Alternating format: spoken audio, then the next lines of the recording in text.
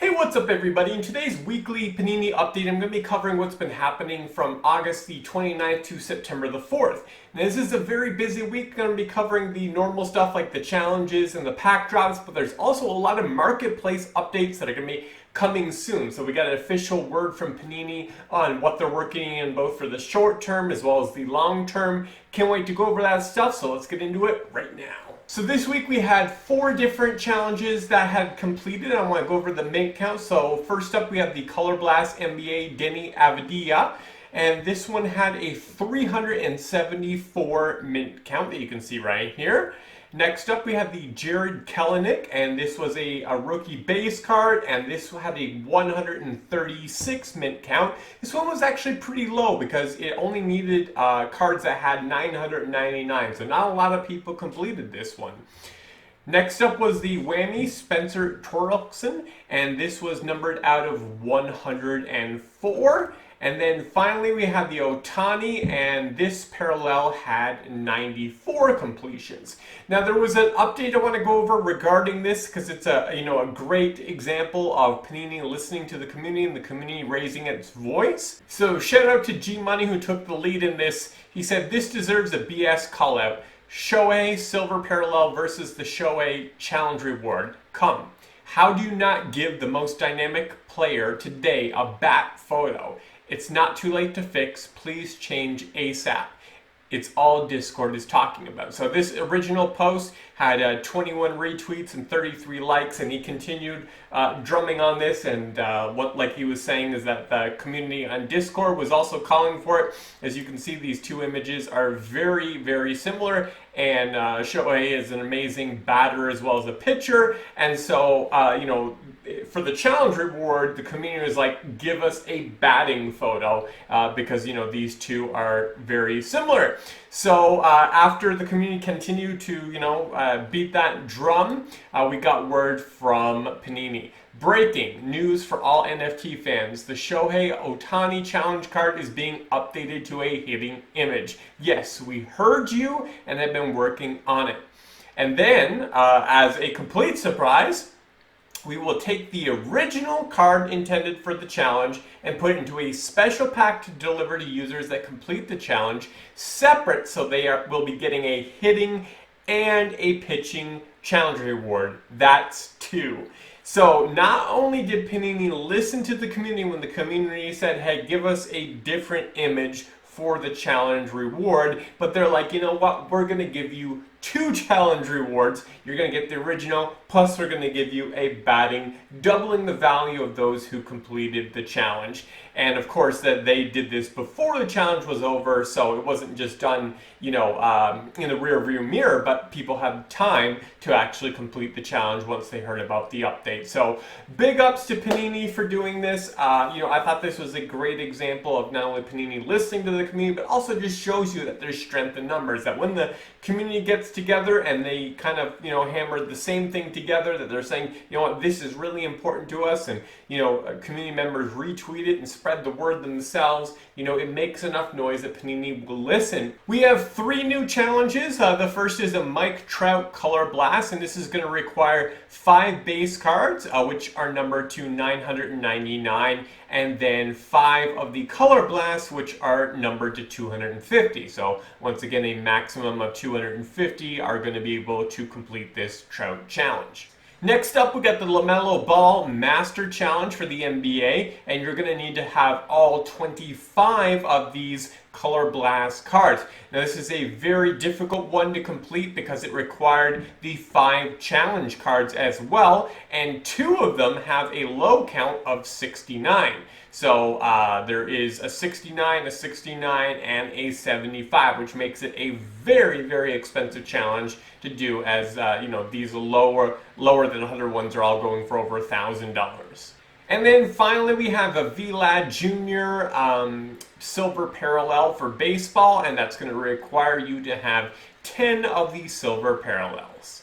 Moving on to the pack drops, we had 3 different baseball pack drops this week on Monday, Wednesday, and Friday. On Monday, we had the green ice parallels, and they were priced at $99. I was quite negative on these. I thought that they were priced too high. This was my tweet about it, that they were valuing the one green parallel that was numbered at 49 at $84 because it just included that plus the contents of one of the silver packs, which sold for $15. And so I thought that that was way too high based on what the other out of 49 cards have been selling for, and so these did not sell out as anticipated. Now Panini, as of Monday, they've removed the packs from the for sale, so I'm not exactly sure what they're planning on doing with those ones that didn't sell, whether they're going to come back with a lower price, whether they're going to give extra packs out, or maybe even burn them, who knows. So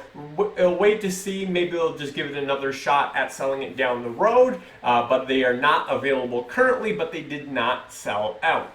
On Wednesday, we had the Color Blasts, and those were priced at $15 each. Now these $15 parallel cards, whether it was the UFC, the NBA, or the MLB, have been going very, very well. Usually that they always sell out within 1 to 2 minutes. They've been very, very successful. And these ones following those footsteps did sell out in about a minute. Then on Friday, we had the gold parallels, and the gold parallels are numbered out of 10.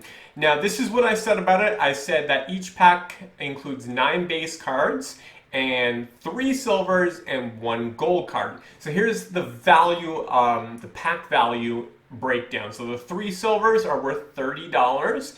The 9 base are worth $22.50, and that means that the 1 gold card would be valued at $96.50. Now remember, this is out of 10, and out of 49 they were valuing at $84. So I said that the gold pack is objectively a better deal than the green ice, which had an $84 pack value.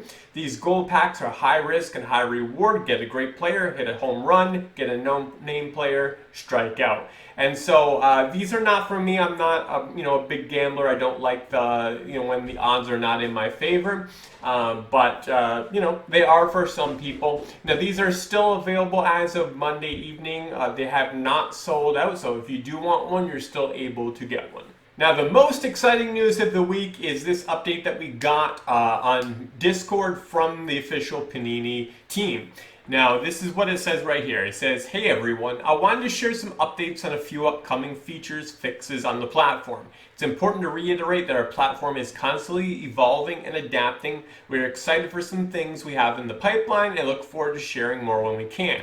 Here are some of the key updates. First up is Crypto Slam. As you've seen, we launched a marketing campaign with them this week, and we are actively engaging with the Crypto Slam to get our data listed on the platform. More to come as we work together with them in the next few weeks." So that's great. Crypto Slam is one of the main websites that people go to see, how NFT sites and projects are doing, their volume and their sales. And so Panini has been doing a marketing campaign with them, advertising their packs. So that's great. So that's putting Panini in front of NFT buyers, and so that is really good. What I would love to see now is not only for Panini to keep doing this, but to actually target people in the sport. So to advertise on NBA websites, and to advertise on UFC websites, where people go to get UFC news and NBA news. So that would be great, not only to just target the NFT collectors, but also the fans of the sport, and to bring them in. So good job on Panini in the marketing, and I'd love to see more of it. Now, it's also really good that they're going to be trying to get their data listed on the platform. So that's something that people are going to look for, so that they have the ability to kind of see, the sales volume and what is selling. And once again, to have that in front of NFT collectors all the time will be really valuable, as they see, when they notice that there's sales spikes in Panini, it will drive more interest. Well, they'll see, oh, you know what, sales are up 500%, and they'll be like, that's really good. So let me go check out and see, what Panini's doing. And it will bring in more NFT buyers, and that will have like a snowball effect. So that will be really great. Hopefully we get that happening soon. Next up is 2FA, which is two-factor authentication. This is a big concern many have raised here. This is in development and should be ready to deploy shortly. So that's just a security thing. When you log into your account, you have to put in whether it's an authenticator code or they'll send you a text message. And so that's especially important for people who have a lot of valuable NFTs in their collection, just one extra layer of security. Next up is marketplace functionality. And they said updates including search, filtering, and sorting options. Some of these, for example, player search, have already been released and more are on their way, including clubbing cards. We will continue to evaluate and incorporate additional functionality. This is one of the things that is really, really important. The player search has been great, but there is a lot of key filtering and searching functions that we're missing. The club sales is going to be one of the major things, because if you currently just try to watch the sales, the listings that are available, it can be completely overwhelming as you see, so many thousands upon thousands of cards.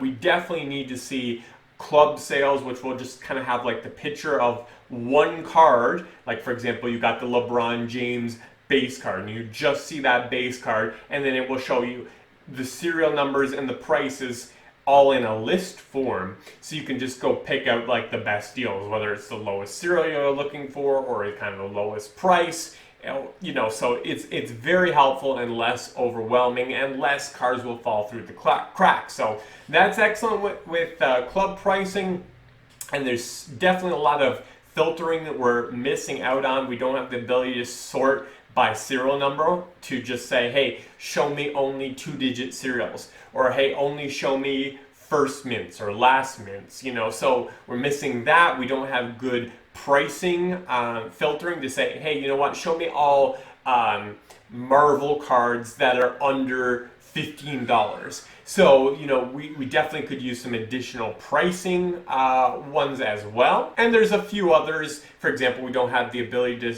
put in, filter just by this particular set. Just show me the high voltage cards, just show me the global icons cards. And so definitely looking forward to when they add more of this functionality, which will be coming soon. Then they said security around fraud and chargebacks, a huge issue we've been actively working on with third-party providers. There are pros and cons to each third-party provider, and not one that is all-encompassing. So this is on the radar. We've heard about people, because of PayPal's seller protection, that people can initiate a chargeback. I think it's within 180 days, and so maybe some people have been buying it and getting the card and then kind of issuing this chargeback. I don't know how prevalent it is. It hasn't happened to me. I did have one person who said that they clicked the buy now button by accident, and I was able to work it through with that person, just through PayPal's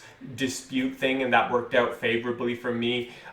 So I never had any problems with that, which was really good, but I guess there are some people. So it's good it's on the radar, because, that would really suck to make a sale and then somebody try to, get their money back when all sales are final, or even to commit fraud and try to get their money back while keeping the cards. I don't know if anybody's been successful in committing fraud by actually getting a charge back plus keeping the card, but maybe it has, and so it's definitely important that Panini address this. And then they said, future challenges, we are going to soon announce more challenge variety. And that's exciting. I don't exactly know what they're planning to doing, but I guess, the fact is that challenges have been pretty predictable. Whenever they have a release, they have one or a couple different challenges, usually complete. You have to hold about 10 cards, some from the set, some from the base set. So it has been kind of predictable, maybe a little on the stale side. So definitely it would be excited with more variety. What I really want to see is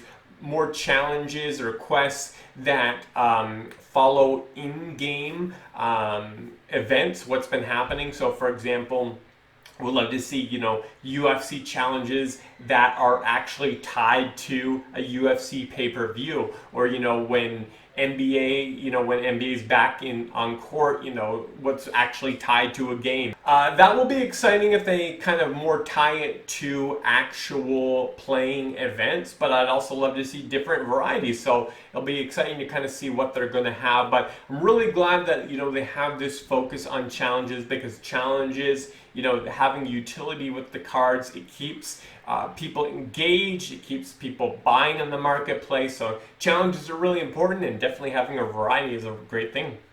So all of these things are things that are coming in the near term, and then they mentioned a couple more that are not quite imminent. Selling packs, announced a few weeks ago, but needed to get shifted for other priority infrastructure issues and fixes. So pack selling still coming, but just not, it's on the back burner for right now. A queue system for drops, also on the back burner, but still coming. And then crypto. We continue to explore accepting cryptocurrencies as another form of payment.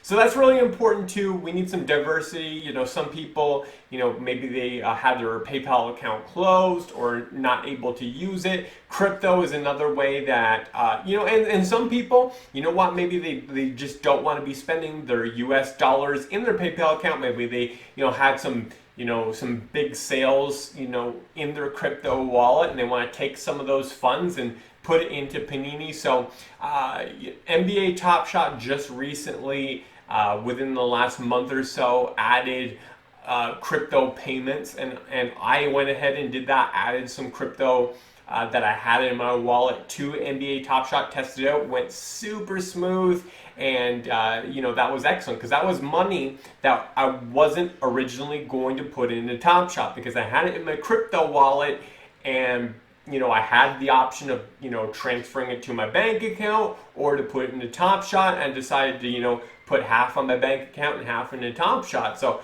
that was extra money that went to Top Shot that I was not planning on, only because they had the crypto option. And there's going to be other people too, especially, like I said, people who made big money, with NFTs or other types of crypto sales, that had that money sitting there, that would be interested in putting it into Panini, that wouldn't be willing to do the same if PayPal is the only option. So I think that's the most important one that I'd like to see really be prioritized. I think is even more important than things like two-factor authentication.